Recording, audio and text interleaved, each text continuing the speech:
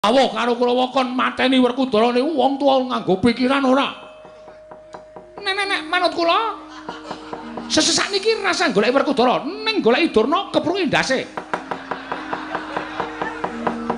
Bose Citraksi sabar. Wong ra mutu.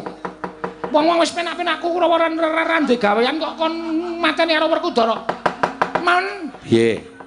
Kok Kurawa semanten iki nek ditandhingi karo Werkudara ora ana sing iso menang. Mula sampean dawuh kon koyak Werkudara niku do meneng mawon niku mergo do atine trap-trap-trap-tapan. Bener ngendikane Citlaksi man. Sampeyan niku ya nek didhawuhi aja mung waton nampa dawuh, sampean pate ya lumangsa kula lan ide. Blas ora tau iso mikil. Wis sampe-apik kula ora melu perkara niki kok malah sampean welna-welna macem-macem gawe kasangsaning anak-anak sampean Kulawa.